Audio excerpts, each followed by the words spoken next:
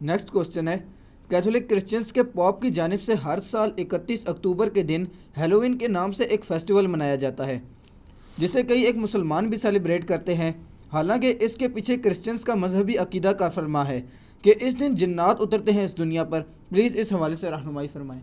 رہنمائی یہ ہے کہ یہ ہیلوئین مسلمانوں میں دوسری شکل میں موجود ہے۔ آپ کا جب کوئی مردہ مر جاتا ہے انڈیا، پاکستان، بنگلہ دیش کے اندر، تو یہ جو آپ جمعراتیں بھجوا رہے ہوتے ہیں مولویوں کو اور شبراتیں منا رہے ہوتے ہیں، تو یہ مسلمانوں کا ہیلوئین ہوتا ہے نا۔ وہ کیا کہتے ہیں، روحیں آتی ہیں گھر میں باقاعدہ، یعنی اس کے اوپر ڈرامے بنے ہوئے ہیں۔ کہتے ہیں کبوتر کی شکل میں روح آ گئی، کبھی کسی شکل میں آ گئی۔ اور شیعہ کے ہاں تک یہ بہت زیادہ رواج ہے، اہل سنت میں کم ہے لیکن شیعہ میں بہت زیادہ ہے۔ وہ کہتے ہیں آتی ہے، تو ہیلوئین تو ادھر بھی چل رہا ہے۔ لیکن ظاہر ہے کہ اس ہیلوئین کو میں اس کے ساتھ کمپیئر نہیں کروں گا، وہ تو بالکل شرکی عقیدہ ہے۔ اس کو ہم زیادہ بدعت کہیں گے جو مسلمانوں کے ہاں پایا جاتا ہے۔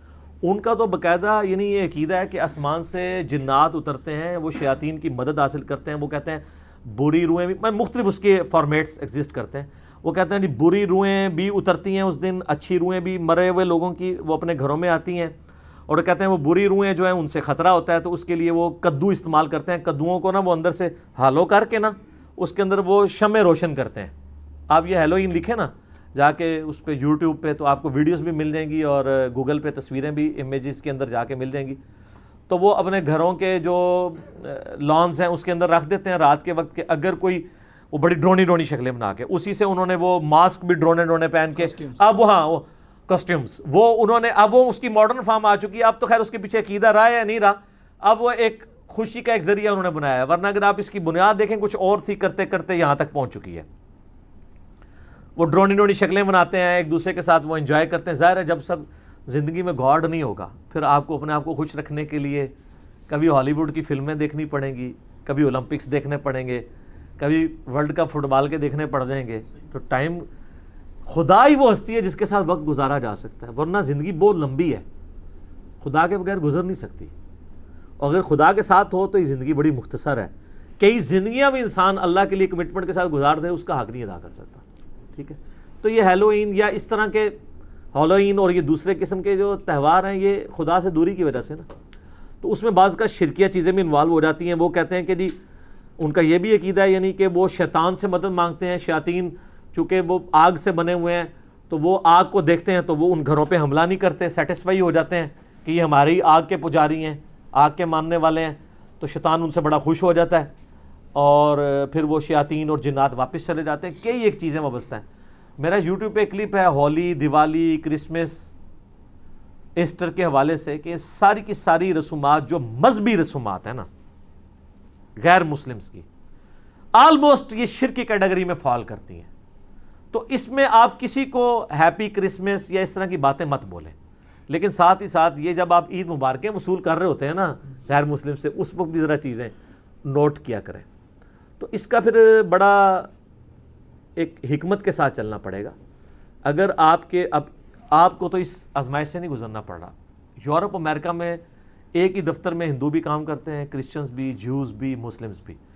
وہاں اگر مسلمانوں کو عید مبارک پہ ہندو لا کے کھانے کھلا رہے ہیں، ان میں ٹافیاں بانٹ رہے ہیں، تو سر ہولی دیوالی پہ پھر ان کو بھی بانٹنی پڑیں گی۔ تو اس کا طریقہ یہ ہے کہ آپ ذہن سازی کریں، ان کو بتائیں، جب آپ کو عید پہ ٹافیاں دے رہے ہو نا، تو آپ ان کو بتائیں یہ ہم عید کی ٹافیاں آپ سے اس طرح نہیں لیں گے، ہم اس کو جائز سمجھتے ہیں، لیکن اس امید پہ نہیں کہ کل کو آپ کی ایکٹیویٹی آئے گی تو ہم بھی یہ ٹافیاں دیں گے، اس لیے کہ اسلام کا ایک بنیادی مزاج ہے وہ توحید کے حوالے سے۔ شرک is the most sensitive issue in the sight of Allah. ہم کسی بھی شرکیہ ایکٹیویٹی کو سپورٹ نہیں کر سکتے، یہ ہمارے ریلیجن کی بنیاد ہے، ہمارا اور گاڈ کا معاملہ ہے۔ ان کو یہ بتائیں یہ ہمارا ذاتی نہیں ہے۔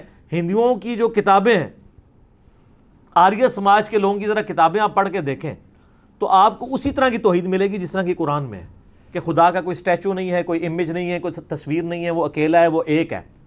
ایون یہ عام ہندوؤں سے بھی پوچھیں، بھگوان وہ کہیں گے ایک ہے، کہ یہ کیا ہے؟ وہ کہتے ہیں یہ ہم نے صرف کنسنٹریشن کے لیے بت رکھے ہوئے، خدا تو ایک ہی ہے۔ پی کے فلم میں بھی آپ دیکھ لیں نا، اوپر وہ بھگوان کے گرد ساری بات، کوئی بھگوان کہہ دے گا، کوئی اسے گاڈ کہہ دے گا، کوئی اللہ کہہ دے گا، کوئی اسے سپر نیچرل ایجنسی کہہ دے گا، سپریم بینگ کہہ دے گا، سائنٹسٹ۔ تو ایک خدا کو تو مانتے ہیں۔ تو ان کو بتائیں کہ آپ کی کتابوں میں لکھا ہے. جوز اور کرسچنس کو بتائیں کہ اولڈ ٹیسٹمنٹ کو تو جوز کرسچنس دونوں مانتے ہیں نا, اس میں خدا کے بارے میں کیا کیا کلمات لکھے ہیں کہ اللہ تعالیٰ کہتا ہے میں جیلس گاڈ ہوں, میں اپنے ساتھ شراکت نہیں برداشت کرتا, نہ زمین میں نہ آسمانوں میں نہ سمندروں کی گہرائیوں میں, اکیلا ہوں.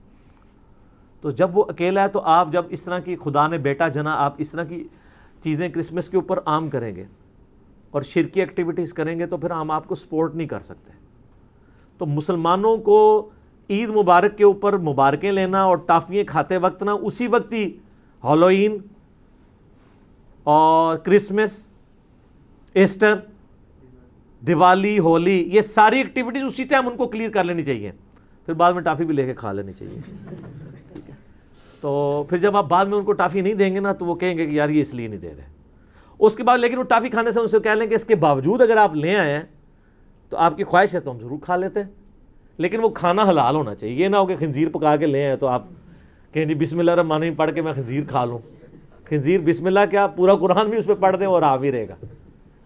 ٹھیک ہے, بسم اللہ پڑھنے سے وہ خنزیر حلال نہیں ہو جائے گا. ٹھیک ہے, اس کا مطلب ہے کہ جو بدعقیدگیاں ہیں, برے اعمال ہیں, وہ بسم اللہ دروشی پڑھنے سے پاک نہیں ہوتے, برائی برائی رہے گی. ورنہ قرآن پڑھنے سے خنزیر کا گوشت تو پاک ہو جاتا نہیں ہوتا. کیسی پیاری بات آئی دماغ کے اندر. ٹھیک ہے نا, ہر چیز کا اصول ہے.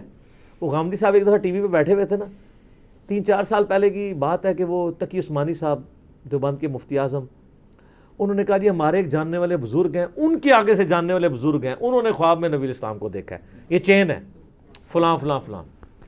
اور انہوں نے کہا ہے پاکستان پہ برا وقت آنے والا ہے. پاکستان پہ اچھا وقت آیا کب ہے؟ ایک برا وقت گزرتا ہے اس سے اگلا برا وقت آ جاتا ہے. اچھا تو یہ کہانی ویسے ہی بک جاتی ہے, مننا گے تاں یہ اچھا وقت دی کو پریڈکشن کر کے دسو, برے وقت کی تو آپ مجھ سے لے لیں, مجھے تو ابھی بھی کوئی اچھا وقت نظر نہیں آ رہا مستقبل قریب میں. ٹھیک ہے, لیکن پھر بھی 5 سال گورنمنٹ کو پورے کرنے چاہیے. میں ہٹانے کے حق میں نہیں ہوں, 5 دفعہ اسمبلیاں اپنی مدت پوری کریں, انشاءاللہ پھر وقت اچھا آئے گا. تو وہ اس میں لکھا ہوا ہے کہ جی وہ نبی الاسلام نے خواب میں کہا کہ 70,000 دفعہ والشمس وضحاہا امت پڑھے تو مصیبت ٹل جائے گی. تو وہ غامدی صاحب سے کسی نے نا ٹی وی ٹاک شو میں سوال کیا کہ یہ اس طرح مفتی صاحب نے, تو غامدی صاحب کا آپ کو پتہ ہے ایک سٹائل ہے ان کا, میں مفتی صاحب کی بڑی عزت کرتا ہوں, جس کے بارے میں وہ یہ جملہ بول دیں نا کہ میں اس کی بڑی عزت کرتا ہوں, اس کے بعد اس کی شامت آ جاتی ہے. تو انہوں نے کہا لیکن معذرت کے ساتھ اللہ تعالیٰ نے قوموں کے عروج اور زوال کی جو ریزنز ہیں وہ قرآن میں بیان کر دی ہیں. جب تک ان ریزنز کو ایڈریس نہیں کیا جائے گا نا وہ آفات ٹل نہیں سکتی. پھر انہوں نے سورۃ الانفال سے کہ پڑھی آیت کہ اللہ تعالیٰ اس قوم کی حالت نہیں بدلتا جو اپنی حالت خود نہ بدلے. تو انہوں نے کہا جب تک ہم نے اپنی حالت خود نہ بدلی, یہ 70,000 دفعہ کیا 70 کروڑ دفعہ بھی آپ قرآن پاک پڑھ کے ختم دلواتے رہیں, آیت کریمہ پڑھتے رہیں, ریزن اپنی جگہ پہ رہے گی نا تو معاملہ اسی طرح غلط رہے گا. سر صحیح مسلم میں حدیث ہے اللہ تعالیٰ اس قرآن کی وجہ سے قوموں کو عروج دے گا, اس قرآن کی وجہ سے زوال. ہمارے لوگوں نے سمجھا شاید ختم ہے قرآن کی وجہ سے, قرآن پہ عمل کرنے کی وجہ سے.